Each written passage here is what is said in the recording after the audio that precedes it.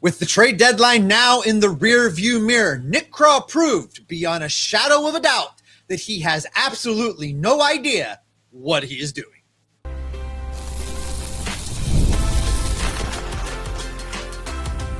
You are Locked On Reds, your daily Cincinnati Reds podcast, part of the Locked On Podcast Network, your team every day. Hi, I'm Jeff. He's Steve. And today's Locked On Reds podcast is brought to you by FanDuel. Head on over to FanDuel.com to play Daily Dingers and make your free pick on who's hitting a homer right now.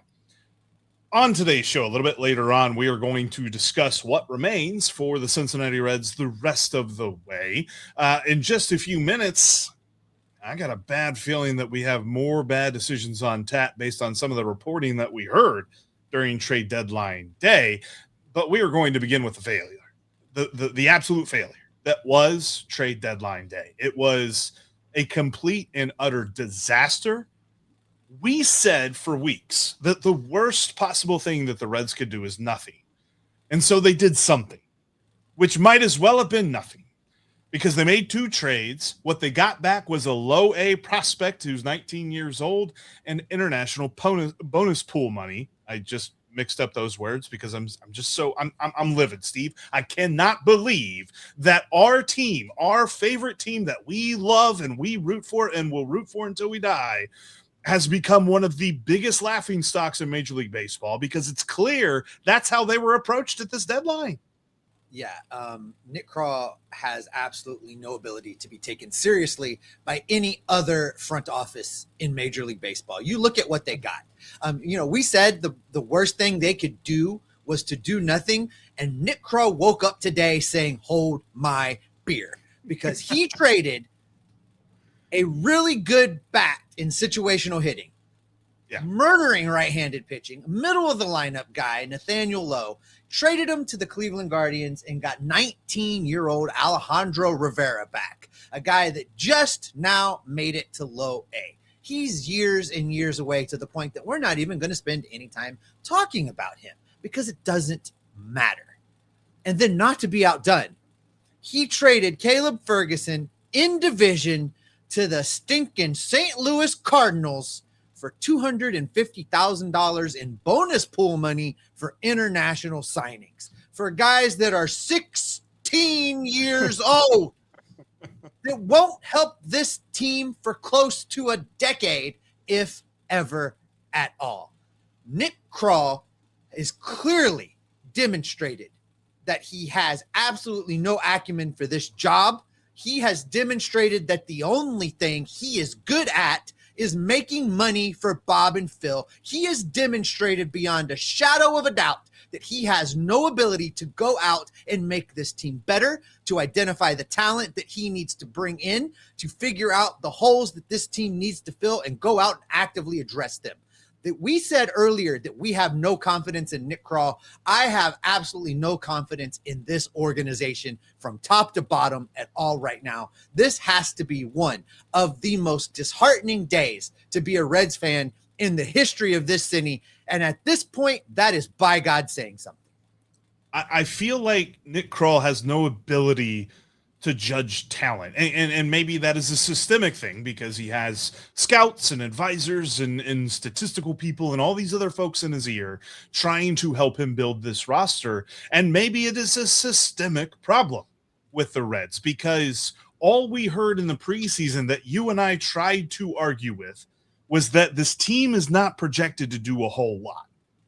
And then they started to do not a whole lot after the month of April, and they currently sit dead last in wins above replacement as far as a team is concerned. When you put their pitching and their hitting together, there is no other team that has lower WAR than the Reds do.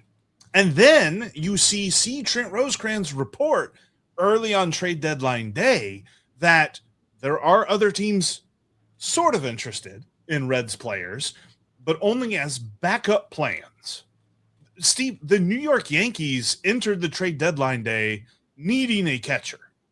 They exited trade deadline day needing a catcher.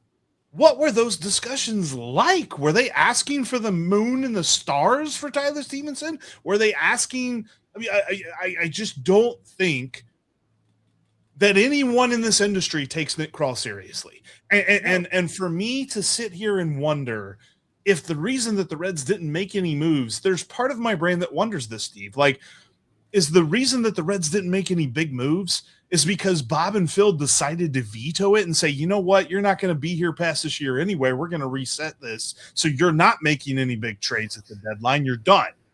Why is that my hope? Why is that what I hope is happening here? Because if that's not the case, then we're just going to play out the rest of the season. The Reds might make it back to 500.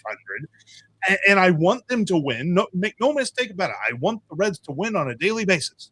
But what's likely to happen is they're going to make it back to 500 and miss the playoffs with this roster that is deeply flawed, and they did nothing to change them when they could have. Yeah, listen, you decided this trade deadline to make hope a strategy, and now all the hope's in Detroit. So here is the problem. Tarek Skubal, he got hope. In the Tarek Skubal deal, he got the hope. Yeah. You look at this, and I don't even need to know what the discussions were like for Tyler Stephenson. Tyler Stephenson is still a member of this team, and that is criminal. That is inexcusable. He was crying because other day what he we he know, was gone. yes, what we know is he will never, ever, ever, ever consider signing with this team again. They have burnt that bridge. You accept the best offer. I don't care if it was for a bucket of baseballs. If you're telling me that you could get $250,000 of bonus pool money for international signings for Caleb Ferguson, you couldn't get that for Ty Steve. You couldn't get 500,000. You couldn't get $1 million. I mean, you could get something, but now you get nothing. You get nothing but watching him walk away and doing nothing to make this franchise better. I don't understand how that was ever an option to happen. I don't understand. Even if Bob and Phil are like, there's a rumor out there right now that Phil Castellini went to Hunter Green personally, face-to-face, man-to-man personally, and told Hunter Green, you will not be traded. I can see that kind of interference from this ownership group. But what I can't see is that this ownership group went to Nick Krall and said, we're going to keep Ty Steve around. People like him. And I know he's going to give us the proverbial middle finger on his way out of here. But, the fans really like him. So let's keep him around. They didn't do that. You can't see that? You can't see that? I can't see that. I can't see them doing that. I can see them watching that broadcast the other night and saying, he's crying. When the option, no, sir. Not when the option was to go out there and maybe get some money. Not when the option was to go out there and parlay half of Tyler Stephenson's contract into a credit card payment, Jeff. Couldn't get cash considerations. Couldn't do that. Can we get cash considerations? Well, by God, you trade that guy. I don't believe it. I do not believe for a hot minute that Castellini's had anything at all to do with this franchise not training Tyler Stephenson. I don't believe it. I don't believe for a second that this they couldn't give away Eugenio Suarez. Are you serious? Even if you offered to cover half of his remaining contract for this year in a deal, that's still the other half you were saving for Bob and Phil. You gave him the motivation, though. You gave him the motivation, though, because you said the other day if he stays here for the rest of the year, he could hit 30 home runs, and then, then the deal would look good. I can't fathom it, Jeff. I mean, I believe it for high profile guys like Hunter Green that the team still has control over. Bob and Phil didn't have anything to do with this. This was an abject failure of a deadline for Nick Krall, and I don't know if you've checked social media up till the point of right before we click record, but this team is getting eviscerated nationally. It's getting eviscerated locally. There is nobody that can look at this and put a positive spin on a deadline that is an absolute laughingstock. Everybody is looking at Nick Krall right now and laughing their asses off. There is no way to spin it. And what I'm worried about the most with this, Steve, is that we are far from done from seeing this team make some horrible decisions, because there were rumors that the Reds could get at that qualifying offer again. Oh, we'll discuss that next.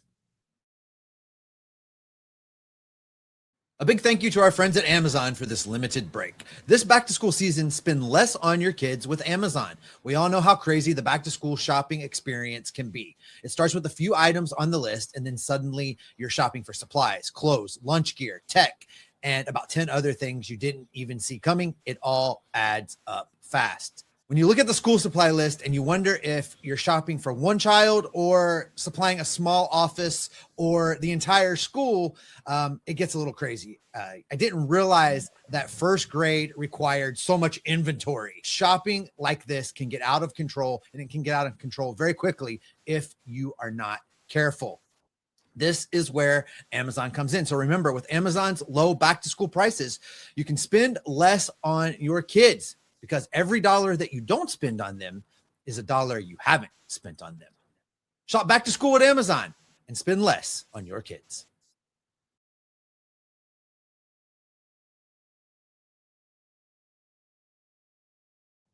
Thanks for being an everydayer and being here with us each and every day. This team is frustrating. This team is driving us crazy. We don't understand what it is they're doing and not doing, but we're going to be here covering it every single day for you all. You might as well join the Everydayer Club, because you can get ad-free Locked On Reds as we talk about the Cincinnati Reds, and start beginning today, Fire Nick Krall watch. Will we get there? I don't know, but we're going to be doing it. So join the Everydayer Club, $5 a month, $50 a year. We'll be talking Reds baseball all year long. Link for that is down in the show description. All right, Jeff, as bad, as terrible, as horrible, as no good, as very bad day-ish as this trade deadline was, there are some more decisions looming on the horizon that could be equally as bad. How about the Reds setting up a scenario where not only will they bring Brady Singer back next year, having not dealt him, 20 plus starting pitchers dealt during this trade deadline. Brady Singer, still a member of the Cincinnati Reds. The Reds could not only bring him back, but they could give him $24 million to come back and pitch for the Reds next season. Double his salary. There is now a lane that has the Reds offering Brady Singer a qualifying offer at the end of this year, and he would be an absolute lunatic to turn that down. Ken Rosenthal wrote this in an article. This wasn't an errant tweet from John Heyman or Bob Nightingale. This was not somebody writing in a blog, a worst case scenario for the Reds. This was Ken Rosenthal reporting on some conversations that sources close to the team, who spoke under, a flag of anonymity so that they could speak freely, we're talking about that the Reds could give the qualifying offer to Brady Singer. Brady Singer, Steve's currently making $12.75 million this year and will continue to make that from the Cincinnati Reds because they did not trade him. He has been a fine pitcher, a number 4 or 5 starter on most teams, to the point that you would trust him every 5th day for the most part.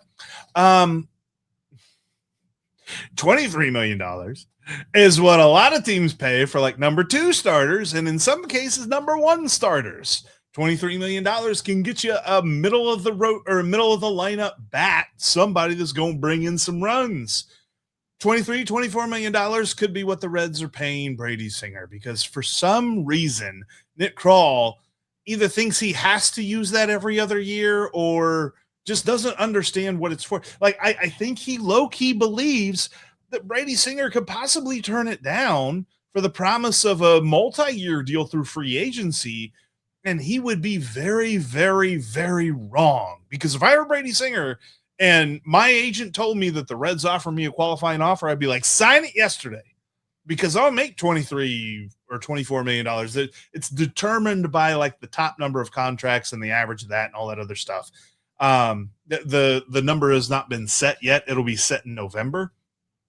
But the fact that this is even on the table, I thought for a moment they were trying to posture and make other teams understand that they wanted more for him. And maybe that's still what they did, because, Steve, if they give the qualifying offer to Brady Singer this offseason, they will have parlayed a trade deadline of absolute futility into an offseason of what likely will be futility as well. Yeah, and not care one little bit about causing that to happen. That's really the problem, is that this is the lane they feel like is the best option for this franchise. What's Hunter Green making next year? $15 million? Yeah. Did I make that number up in my head? $15 million, right? So they're going to pay Brady Singer nearly $10 million more. Not South Stewart. Not Andrew Abbott. not Tyler Stephenson. No. Not I'm trying to think of like there's a lot of other players I would rather pay than Brady Singer. And for some reason that is in their minds to do this. I just don't believe that they understand how to build a competent roster. And I think that you are 100% hitting the nail on the head. I've heard Negative Nelly say this for the last couple of years, that they can't take Nick Krall seriously. And I was giving him the benefit of the doubt, and I think I'm there. I don't know that I can take him seriously either. Nope. This is ridiculous. And I don't see, at this point, I don't know how there is a lane that he could restore credibility. The only way to get this front office to be taken seriously is a clean sweep. We talked about this a couple weeks ago where I was just like, fire everybody. Brimstone and fire, Jeff. That's what I said in our group chat today. That's what we're getting. They need to burn it down. I mean, there's some cool people in this organization, and there's some people that have worked hard for this franchise. But I swear to God, they need to fire everybody and start over, because I just at this point don't know who's been giving what advice to who Nick Krall's listening to, who he's taken seriously, who is giving him these ideas. So fire everybody and start over. Ground zero, start from scratch. Pretend you are an expansion franchise, because God knows you're playing like one. So just start there and rebuild. Yeah, like the biggest problem here is it feels like the suits for the Reds have way more staying power than the jerseys for the Reds. But you and I and Reds country root for the jerseys. We don't show up to root for Nick Krall. We don't show up to root for Bob or Phil, because if that happened, the stadium would be empty. Like, we're rooting for Sal Stewart. We're rooting for Ellie De La Cruz. We're rooting for Chase Burns, for Hunter Green, for these guys. And when this front office has burnt its bridge with Tyler Stephenson, they've got the bridge on fire with Hunter Green right now. Why are they allowed to continue to do this? I would much rather they get rid of the front office than get rid of Hunter Green to save face for whatever bridge they've burnt with him. It's ridiculous that we were even talking about those rumors. And then there were rumors that the Red Sox had called on Ellie De La Cruz. I hope to goodness that those rumors were literally just a reporter overheard a conversation of Craig Breslow, the president of baseball operations for the Boston Red Sox, saying the words Ellie De La Cruz, and then all of a sudden his call got cut off. Because why on earth would you be entertaining a trade offer at this juncture for Ellie De La Cruz unless you are incompetent? Yeah, Nick Krall is clueless. For the everydayers, we are recording this almost immediately after the trade deadline. There are still some things trickling in. The Reds have made another trade that is official and on the books now. The Cincinnati Reds are sending cash to the Cleveland Guardians, and in return, they are getting infielder Juan Brito, a 24-year-old major league player. He does have some big league time this year. He's played in 15 games, currently has a slash line of 176, 250, 255, 15 games, 56 plate appearances for Cleveland. That was back in April.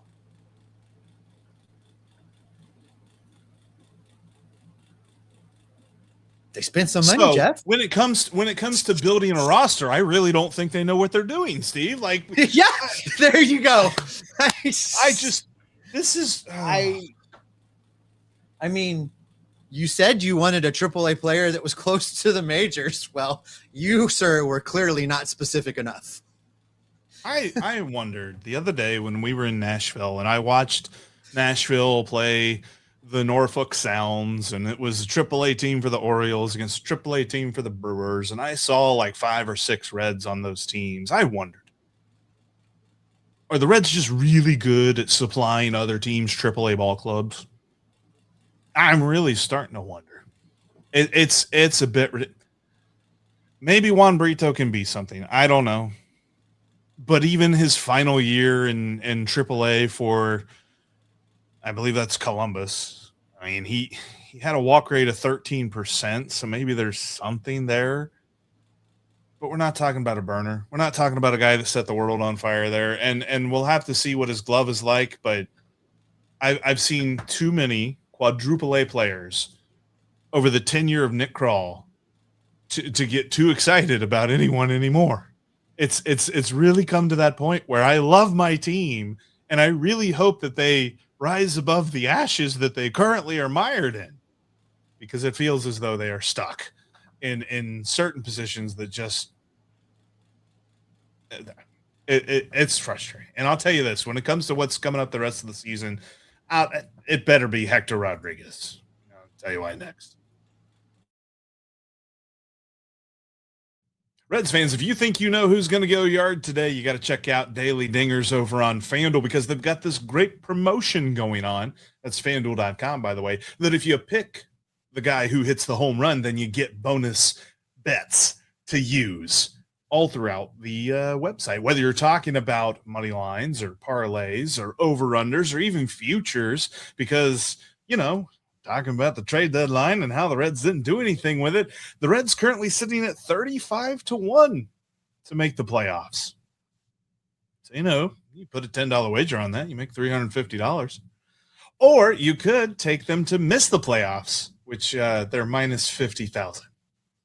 So if you put a $10 bet on that, then you'll win 2 pennies when they don't make the playoffs, like they won't. That's all over on FanDuel.com. You got to check out Daily Dingers every single day as the Reds finish out the season in some kind of way. Pick who's going to hit a dinger, like, I don't know, Ellie or Sal. Go get yourself some bonus bets on FanDuel.com.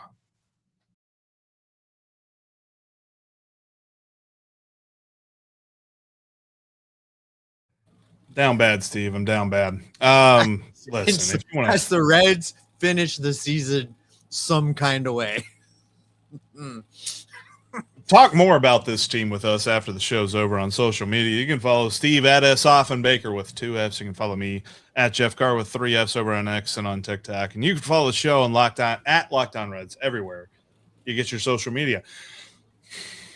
I wanted to talk about the possibility of some younger guys getting chances. I wanted to talk about more opportunities for Hector Rodriguez, though those should come.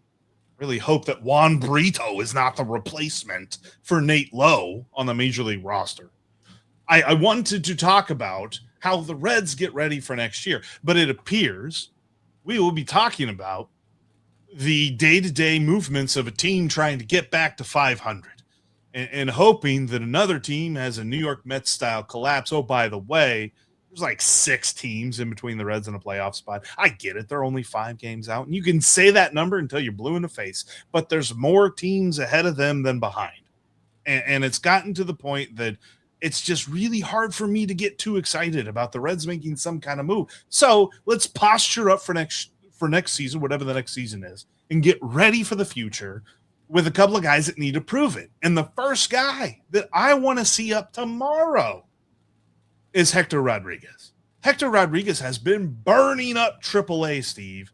It's well past time to get this dude in the lineup.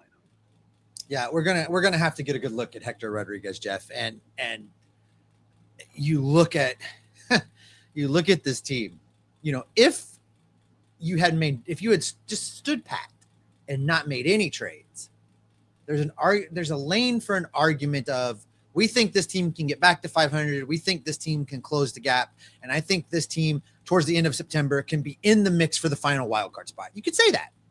But you traded away a middle-of-the-lineup hitter versus right-handed pitching, and you traded away Caleb Ferguson out of your bullpen. This team is worse today than it was yesterday. So you really can't make that argument. And you also can't make an argument that you got this team positioned to be better in 2027, 2028, because you brought in a guy that has a handful of big league appearances, that hasn't sniffed the majors since April. You brought in a guy that's 19 years old and just barely made it to A-ball, and you brought in $250,000 in cash considerations for 16-year-olds in the international pool. So you didn't make this team better in 2027. You didn't make this team better in 2028. You didn't make this team better at all. You made it worse. Classic Nick Krall, on brand. So I need something to be excited about. I need somebody to watch. I need somebody to be a little bit hopeful. That guy's Hector Rodriguez. You're absolutely right. He's been tearing it up at AAA. We've been wondering what the Reds have been waiting for to bring him up. Well, I think now here we are. Somebody to be excited about. So I honestly that's all I got. like I thought they were going to gut the bullpen, and then maybe we were going to see like Luis May and Zach Maxwell and Connor Phillips get extended runs. Mind you, they've not been crazy good at AAA, but like see who they are. We need to see who these guys are. Instead, there's going to be a lot of playing time given to guys on expiring contracts. Let me ask you this. Is there any one of these guys, like if tomorrow they announced a contract extension with Tyler Stephenson, do we feel better about the trade? Like I feel a little bit better about the trade deadline, but I think it goes from an F to a D at best. No, because you got nothing for Nate Lowe, really. You gave away Caleb Ferguson to a division rival. If you announce an extension of Tyler Stephenson, it would just at least make that little piece of it make sense. But you had before you an opportunity to start getting things ready for 2027, and just a Tyler Stephenson extension alone doesn't get that done. But also, you and I both know Tyler Stephenson's not signing that deal. Right. He was out of here. You saw him crying with Jim Day. Jim Day was crying. Everybody except Nick Krall had already accepted the fact that Ty Steve was out of here. How fun is that going to be tomorrow night whenever the A's get in here and Jim Day's just like, hi Tyler, how are you? Friend of the podcast, Austin Elmore, had a great tweet out there on Twitter X a little while ago that said those tears were actually because they had just told Tyler Stephenson they weren't trading him and that he was going to still be here. That's why he was crying, which makes a lot of sense in hindsight. No, Jeff, I don't know, man. You there's a lot of adages. There's a lot of sayings I could use to describe this trade deadline, although all of them would have me not be able to be on the show tomorrow. So I'm going to just say that this has been one of the single most disappointing trade deadlines, one of the single most disappointing moments that I've had with this team. And there have been a lot.